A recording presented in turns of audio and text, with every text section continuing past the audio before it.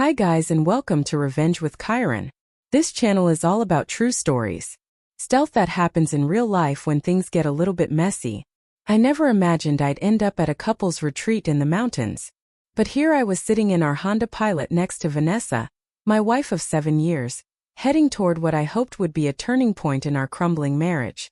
The silence between us was thick and uncomfortable, broken only by the occasional GPS instruction and the hum of tires on asphalt. I gripped the steering wheel tighter than necessary, my knuckles white with tension that had become my constant companion over the past 2 years. The past 2 years had been absolutely brutal, a slow erosion of everything I thought our marriage was supposed to be. What started as occasional jabs about my career choices, little comments about how I should be more ambitious or take more risks, had evolved into full-blown attacks on everything about me, especially the most personal and intimate aspects of my life. Last month at her office party, she made a joke about my size in front of her coworkers that left me wanting to disappear into the floor. The laughter that followed felt like knives, and the way her colleagues avoided making eye contact with me for the rest of the evening made it clear they were just as uncomfortable as I was. When I brought it up later that night, she hit me with the usual dismissive responses.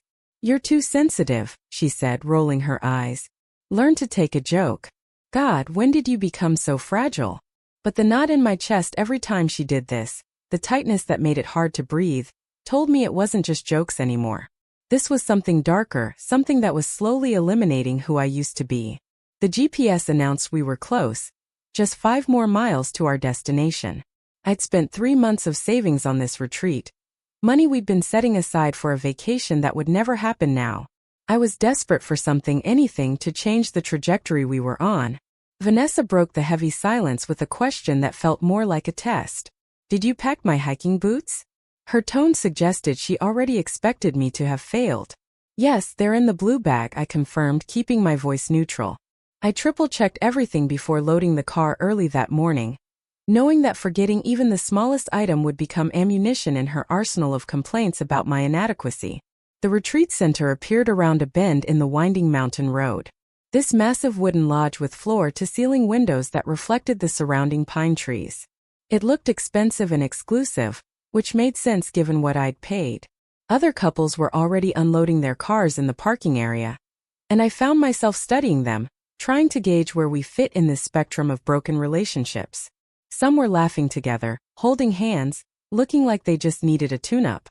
Others maintained the same tense distance I felt radiating between Vanessa and me.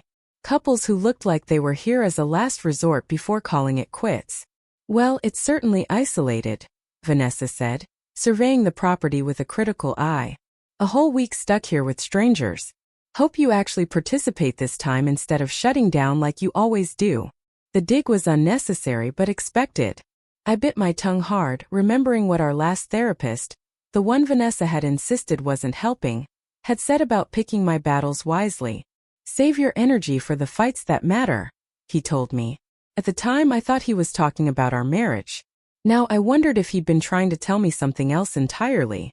As I parked in a spot near the main entrance, I noticed a woman greeting people at the entrance of the lodge. She stood out immediately. Not because of her appearance, though she was attractive in a professional, put-together way, but because of her presence.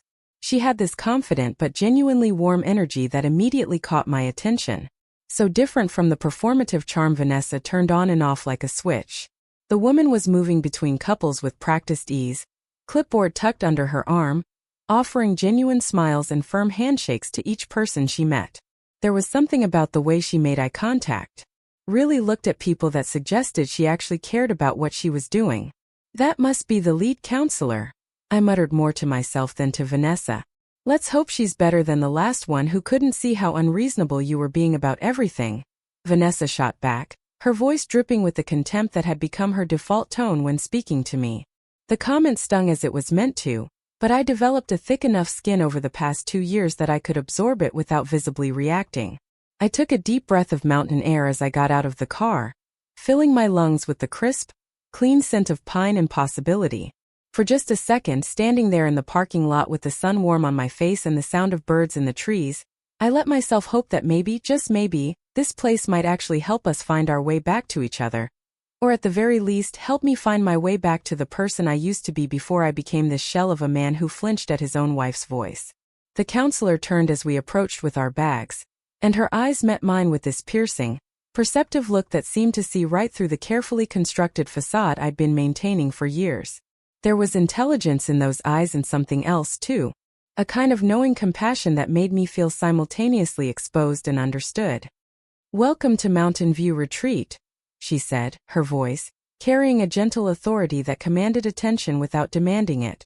"I'm Dr. Ella Whitmore, the senior relationship counselor here. You must be the couple from Group C registration." Her handshake was firm and warm when she extended it to me first, and I noticed she held eye contact for just a beat longer than was strictly necessary. Vanessa stepped forward quickly, inserting herself between us with the practiced ease of someone who had spent years controlling social interactions. She turned on the charm she reserved for people she considered important or useful, her entire demeanor transforming in an instant. "Yes, that's us," she said brightly, her voice suddenly honey-sweet in a way it never was when we were alone. "And we've heard amazing things about your program from several friends. We're really excited to be here and do the work, aren't we, honey?" She glanced at me expectantly, and I nodded on cue like a trained animal. Dr. Whitmore's gaze lingered on me for a moment, longer than seemed normal, her expression suggesting she'd already observed something meaningful in our brief interaction, something about the dynamic between us that she'd clocked immediately. I couldn't help but wonder what she saw when she looked at us. Another failing marriage limping toward its inevitable end. Or perhaps something more specific about the power imbalance. The way Vanessa had positioned herself physically between us. The way I'd instinctively taken a half step back when she moved forward. "The welcome session starts in 30 minutes in the main hall," Dr. Whitmore said, her professional smile never wavering. "Until then, feel free to get settled in your cabin.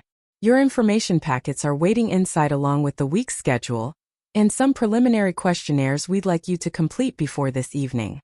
She gestured toward a path that wound through the trees. "Cabin 7, just follow the signs." As we walked away with our luggage, I caught her watching us and making notes on her clipboard, her expression thoughtful and assessing. Someone was finally paying attention, really paying attention to what was actually happening between us rather than the performance Vanessa put on for the world. The main hall had 12 couples sitting in a circle of plush chairs when we arrived, the atmosphere thick with nervous energy and unspoken tension. I flipped through the welcome packet, scanning the week's schedule of group sessions, outdoor activities, and structured exercises designed to rebuild closeness and communication. Vanessa immediately struck up a conversation with the couple next to us, a businessman in his 50s and his much younger wife who looked equally uncomfortable to be there. I watched her perform, marveling at how effortlessly she could project warmth and openness to strangers while treating me with cold contempt in private. "Let's begin with introductions," Dr. Whitmore announced from her position in the circle, commanding instant attention without raising her voice. "I'll be guiding your journey this week alongside my colleagues." She gestured to two other professionals seated across the circle, a middle-aged man with kind eyes and a younger woman with a notepad. "Our goal here isn't to fix anyone because you're not broken.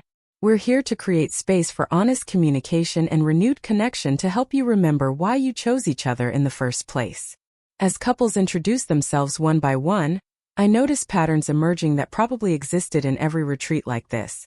The overly enthusiastic pairs trying too hard to seem perfect, laughing at each other's jokes and finishing each other's sentences in a way that felt rehearsed rather than genuine. The openly hostile ones who couldn't get through a simple introduction without contradicting each other or making passive-aggressive comments, and the quiet defeated ones like us who barely made eye contact. Couples who looked like they were here as a last desperate attempt before calling lawyers. I wondered where exactly we fit on this spectrum of brokenness, though I suspected we were closer to the end than the beginning. When our turn came, Vanessa squeezed my hand with sudden affection, a public display that felt jarring and performative after months of her barely tolerating my touch in private. "We've been married for 7 years. She began with that practiced charm that made my stomach turn. "And we're here because we've lost our spark somewhere along the way. Life gets busy, you know how it is. And we just need to reconnect and remember what brought us together." Her sanitized Instagram-ready version of our problems made me shift uncomfortably in my chair. We hadn't lost our spark.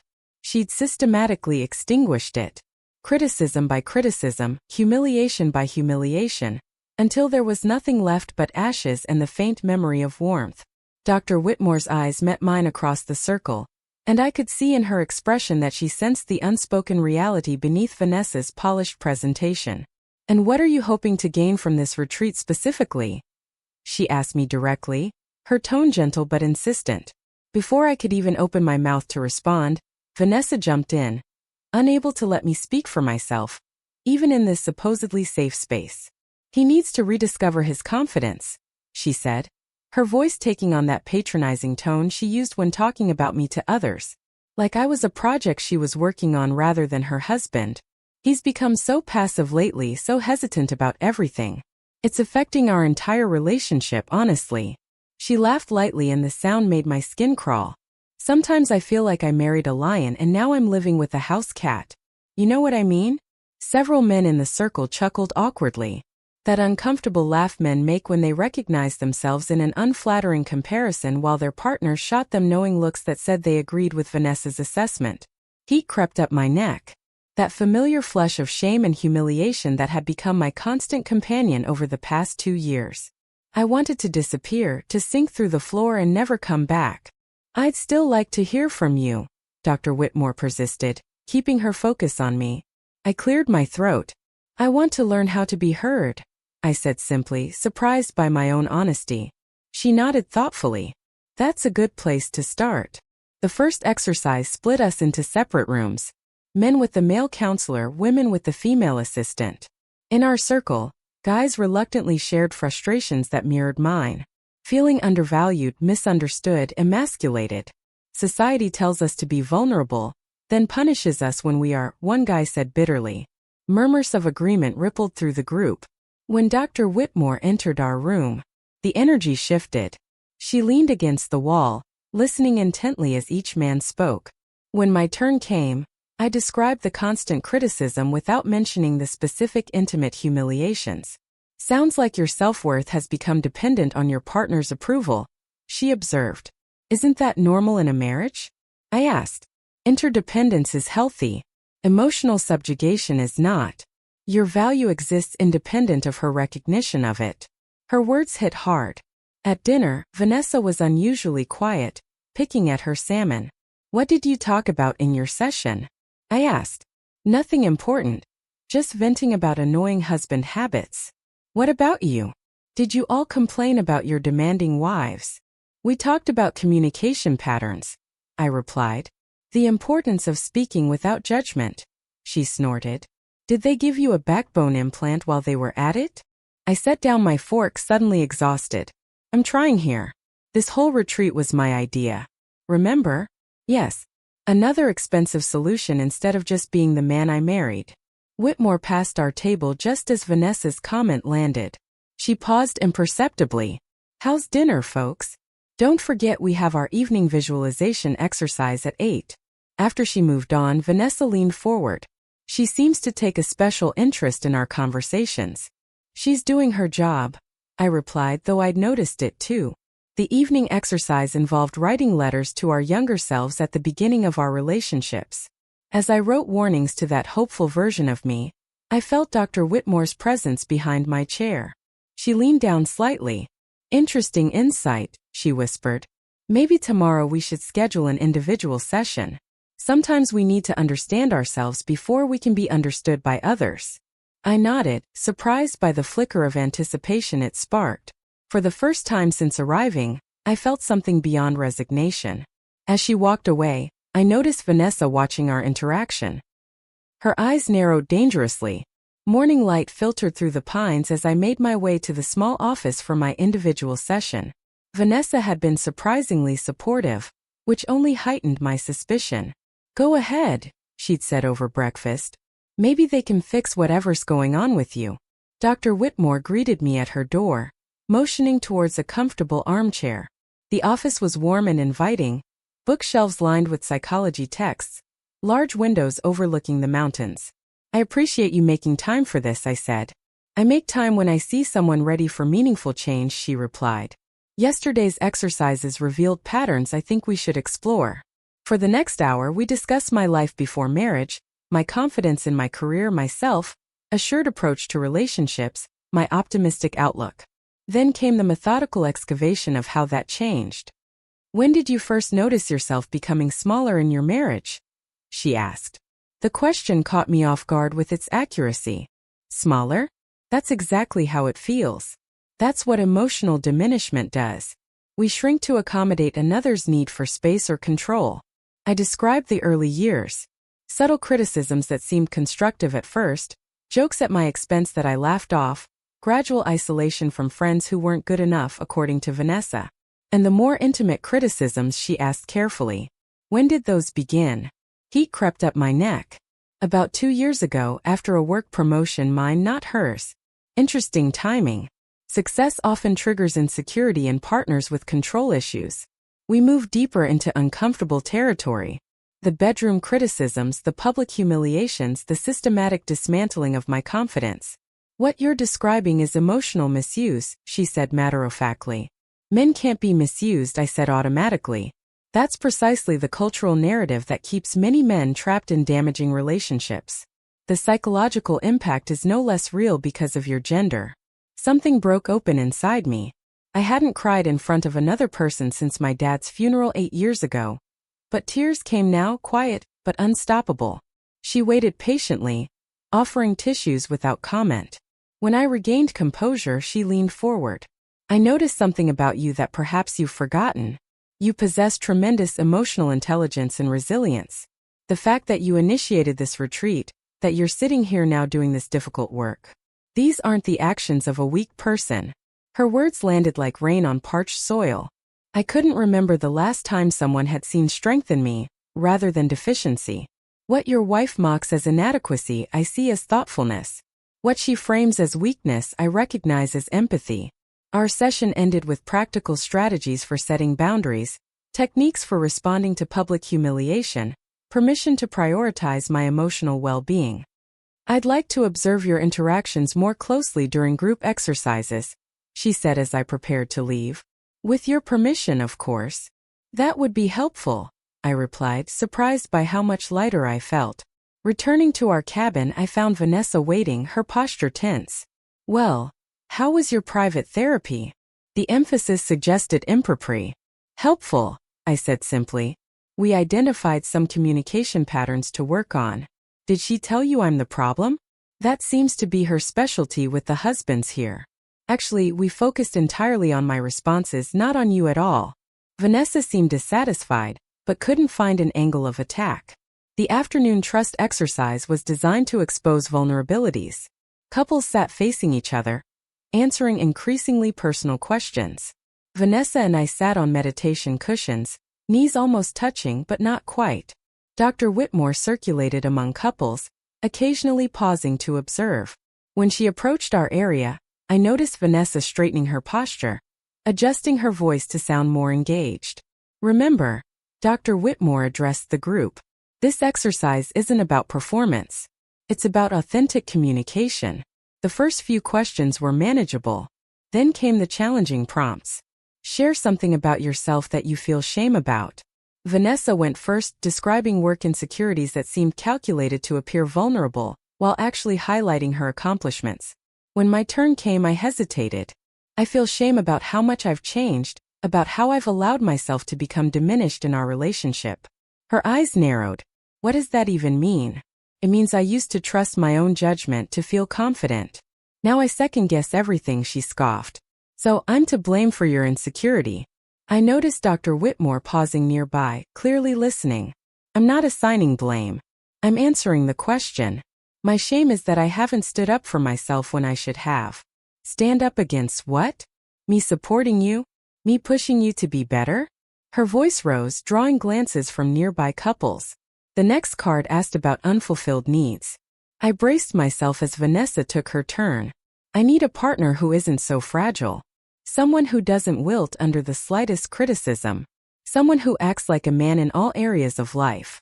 She emphasized the last words with a pointed look that made her meaning unmistakable.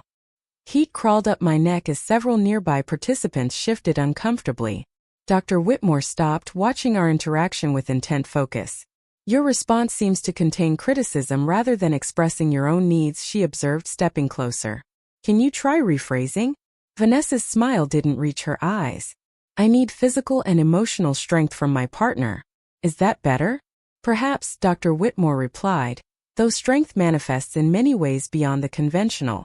After Vanessa's display, it would have been easy to retreat into safe answers. But something in me had shifted. I need respect, I said simply. Not just publicly but privately. I need to feel valued rather than constantly measured and found wanting. Vanessa rolled her eyes. This is exactly what. Please allow him to finish. Dr. Whitmore interjected firmly. I need to be seen as a full person, not just a collection of perceived shortcomings. And I need acknowledgement that manhood isn't defined by arbitrary standards or physical attributes. Dr. Whitmore nodded encouragingly. That's a profound need to be accepted in your wholeness, rather than reduced to parts or performances. Vanessa's face flushed with anger. So now you're taking his side. I thought therapists were supposed to be neutral. Supporting someone's expression of genuine needs isn't taking sides. It's facilitating honest communication, which is precisely my role. The tension between them was unmistakable. Vanessa excused herself shortly after claiming a headache. As other couples continued the exercise, Whitmore approached me. That took courage, she said quietly. It didn't feel like courage. It felt like desperation. The two often coexist. The group activity involved a nature walk with couples deliberately separated. As we gathered by the trailhead, I noticed her Whitmore organizing the hiking order, strategically placing me in her own group, while Vanessa was assigned to her colleague's supervision. During the walk, she kept our conversation professional, but occasionally offered observations that felt personal in their insight. Notice how much clearer everything appears when you're not viewing it through someone else's expectations, she said as we paused at a vista point. After dinner, which Vanessa skipped entirely, the evening ended with guided meditation. Afterward, Dr. Whitmore caught up with me in the lobby. How are you holding up? She asked, her professional tone softened by genuine concern. Better than expected, I admitted, though returning to the cabin feels like walking into a storm. She nodded, understanding.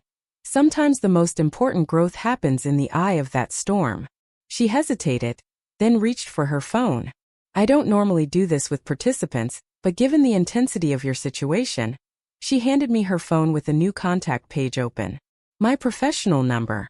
If things escalate tonight, text me just for this week while you're under our care. As I entered my information, our fingers brushed briefly. An innocent contact that nonetheless felt significant. Thank you, I said, meaning it for more than just the number. You're doing important work here. More than your wife realizes. What neither of us noticed was Vanessa watching from the darkened hallway, her expression hardening. The cabin was dark when I returned, save for a small lamp in the corner. Vanessa sat in the shadows, her silhouette rigid with tension. Enjoy your private conversation with our therapist. Her voice dripped with accusation. She was checking in after what happened during the exercise, I explained calmly. Her job is to support participants through difficult moments. Is exchanging phone numbers part of that professional support? She rose from the chair, arms crossed. Don't insult my intelligence. I saw you. The old me would have stammered excuses, apologized unnecessarily, tried desperately to diffuse her anger. Instead, I set my water bottle on the table and met her gaze directly. She gave me her professional contact in case things escalated tonight. Given how you left the session, it was a reasonable precaution. So, I'm dangerous now, the villain in your sad little sufferer story. She laughed bitterly. You have completely charmed her with this wounded routine, haven't you? Rather than defending myself, I asked a question that had been forming. Why did you marry me if you find me so disappointing? The directness caught her off guard. She blinked, momentarily silent. You weren't like this before, she finally said. You were confident, ambitious, took charge. Now you're so hesitant about everything. I wonder why that might be, I said quietly. She paced the small cabin, agitation visible in every movement. My father warned me that men change after marriage. Said you'd show your true colors eventually. This revelation clicked something into place. Her father, a domineering man who treated his wife like an accessory and openly belittled her in family gatherings. The man who had never approved of me. Is that what this is about? You're afraid I'll become like your father if you don't keep me under control. Her expression confirmed my theory before she could deny it. This is ridiculous. You're twisting things to avoid responsibility. I'm not avoiding anything. I'm trying to understand what happened to us. We used to be a team. Now it feels like I'm your project. A disappointing one at that. If you just be more decisive, more assertive, more like your father, I finished for her. She flinched. I'm nothing like him. Aren't you? The constant criticism, the public humiliation, the control. For the first time since I could remember, I saw genuine fear in her eyes. Not fear of me, but fear of the truth in my words.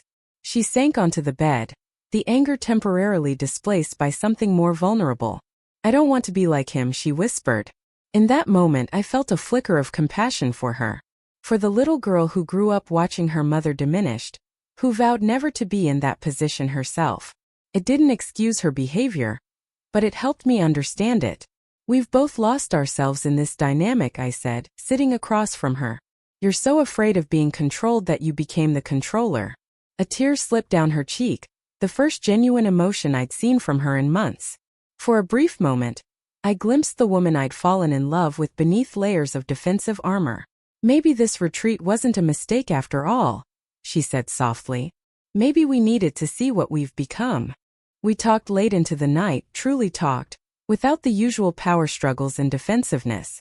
She admitted to insecurities I'd never suspected, fears that had driven her cruel behavior. I acknowledged how my conflict avoidance had enabled the toxic pattern.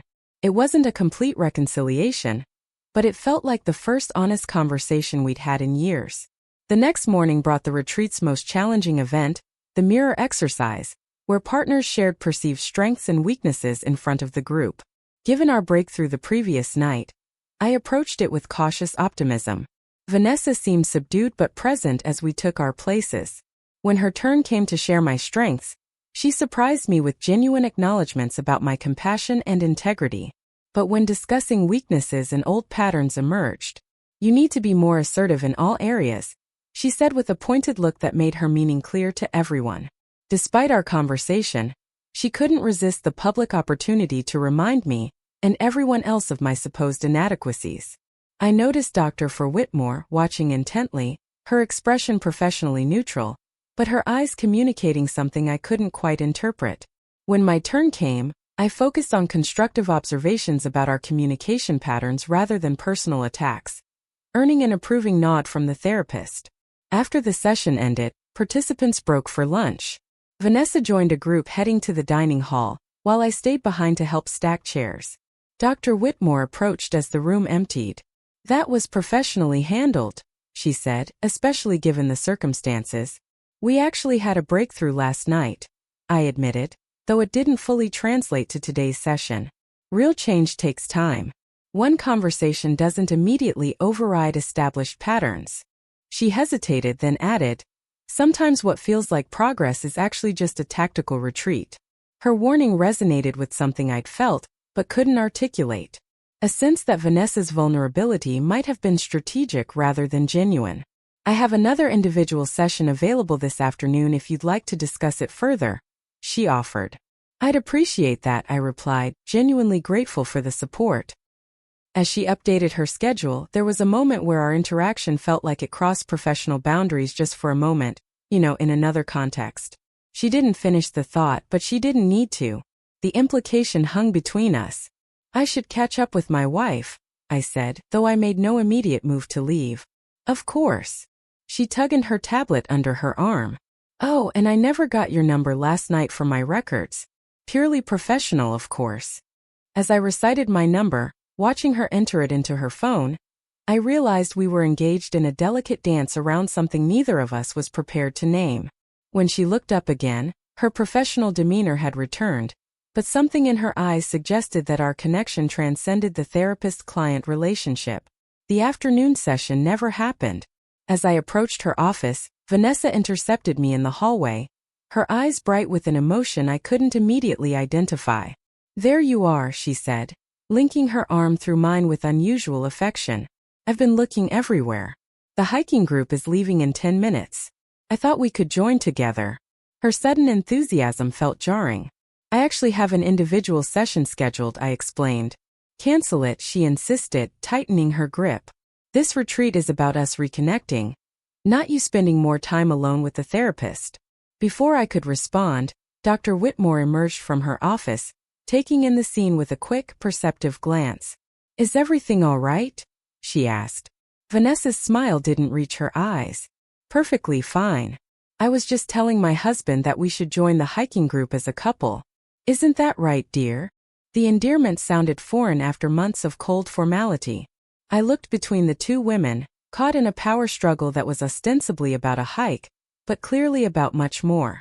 We did schedule a session, Dr. Whitmore reminded me gently, but it's entirely your choice. Vanessa's fingers dug into my arm. The session can wait. Some fresh air will do us both good. Something in her demeanor, a controlled desperation beneath the facade, made me acquiesce. Let's reschedule for tomorrow, I told Dr. Whitmore. She nodded, her expression carefully neutral. Of course, my door remains open if you need anything.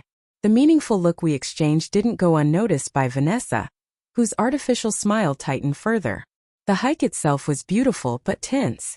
Vanessa maintained physical contact throughout, holding my hand on easier terrain, clutching my arm during steeper sections, making sure every other couple noticed our apparent closeness.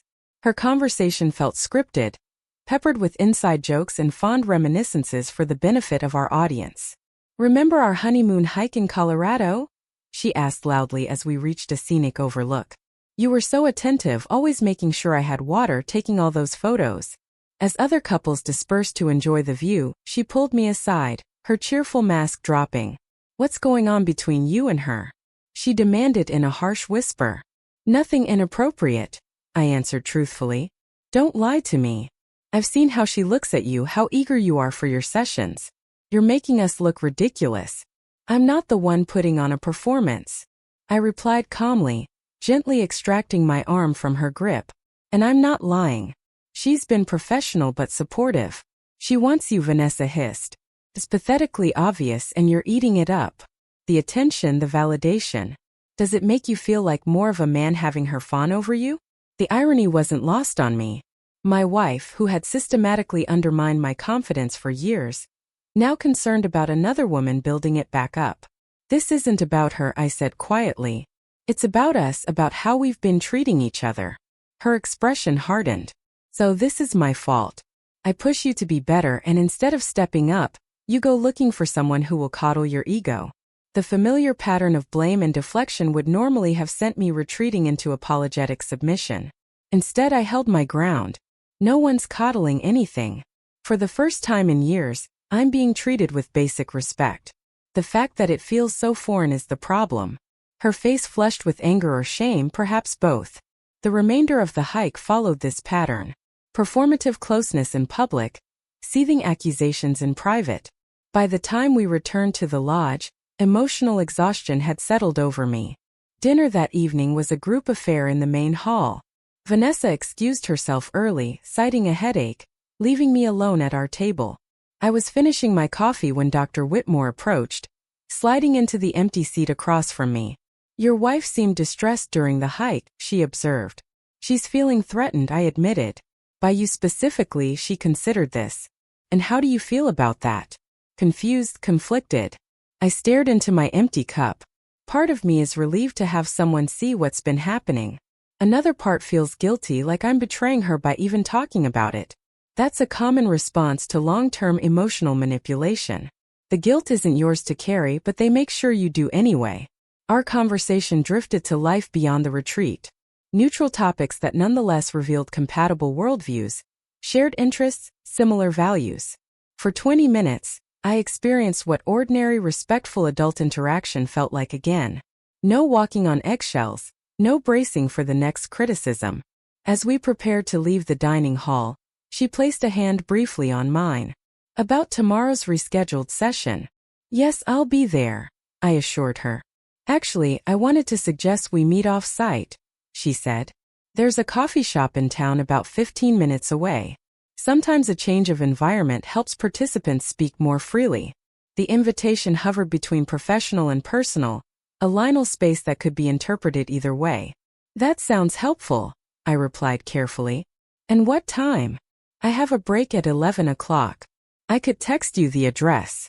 Her eyes met mine with unmistakable meaning. Before I could respond, a voice came from behind us. Texting patients now. Is that standard practice for therapists these days? Vanessa stood there, her headache apparently forgotten, arms crossed defensively. Dr. Whitmore maintained her composure. As I mentioned during orientation, we provide various communication channels for participants who need support between sessions. How thoughtful, Vanessa replied acidly. And do all participants receive such personalized attention, or just the attractive ones? Dr. Whitmore rose smoothly. I'll leave you two to talk. Remember, tomorrow's group session starts at 9. As she walked away, Vanessa turned her fury on me. This is humiliating. Everyone can see what's happening. Something in me finally broke. The dam of patience and forbearance that had defined our relationship. What exactly is happening? I asked, my voice calm but firm. A professional is treating me with basic respect and dignity, and somehow that's threatening to you. She's flirting with you, she hissed. It's completely inappropriate. Maybe she is, I acknowledged. But what's more telling is how shocking it is to me. That simple kindness and interest feels so foreign that I barely recognize it. Vanessa's expression faltered momentarily before hardening again. So this is my fault. I'm the villain because I don't shower you with empty compliments. No, I said quietly. You're not a villain. You're a hurt person who hurt me in return. But I can't keep paying for whatever happened before we met. Around us, the dining hall had emptied, leaving just the echo of our confrontation in the cavernous space. What are you saying? She demanded.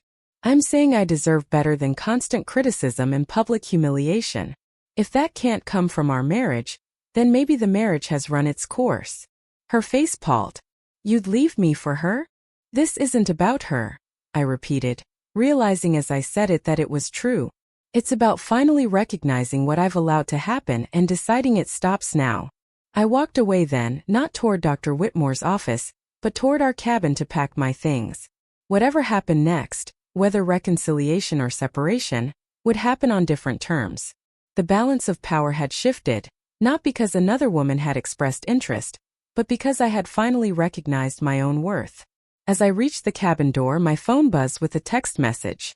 Dr. Whitmore's name appeared on my screen along with a simple message.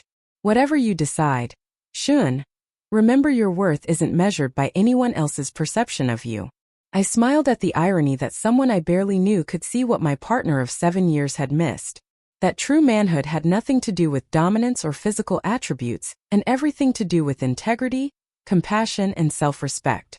Qualities I was finally reclaiming. One difficult conversation at a